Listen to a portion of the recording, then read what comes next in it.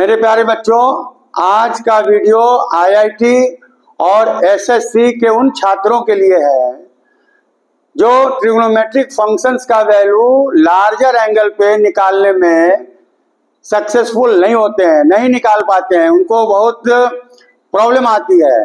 तो मैं आपको बता दूं कि शॉर्टकट्स के लिए आपको सबसे पहले 20 तक का टेबल याद होना चाहिए, 30 तक का स्क्वायर याद होना चाहिए, 20 तक का क्यूब याद होना चाहिए, और जो भी चैप्टर आप जिस चैप्टर का सवाल आप कर रहे हैं उस चैप्टर के सारे फार्मूला याद होना चाहिए। जैसे ट्रिग्नोमेट्री का है तो इसका फार्मूला आपको याद होना चाहिए।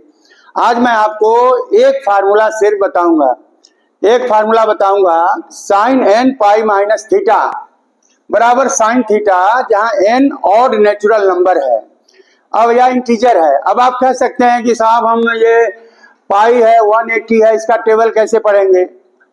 180 का टेबल आपको नहीं पढ़ना, आपको टेबल सिर्फ 18 का पढ़ना है और 0 को अटैच करना है। अब ये फार्मूला हुआ sine n pi minus theta sine theta, आपको याद रखना है। अब जैसे आया 510, ये 500 के आसपास है, तो अब आपको होना चाहिए कि 18 3 जा 54, 18 3 जा 54, यानी 3 5 540 हुआ, उसमें 30 माइनस कर दिया, 510 आ गया, और 3 पाई माइनस थीटा, 3 और नंबर है, साइन 30 हुआ। साइन 30 आपको याद होना चाहिए, हाफ आ गया। अब आप जैसे आए साइन 840 डिग्री, 840 डिग्री 900 के आसपास है, 18 5 जा 90, यानी ये 5 पाई के आसपास है। तो 5 पाई में कितना माइनस करें कि 840 मिलेगा, 60। अब ये फिर odd multiple of pi minus theta है, तो sine of odd multiple of pi minus theta sine theta होता है।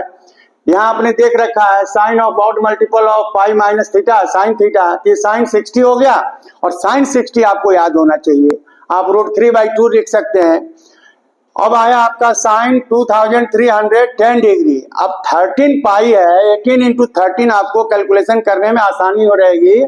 13 8 जा 104, कैरी 10, 13 1 जा 13 और 10 23, एक जीरो आपको लगाना है।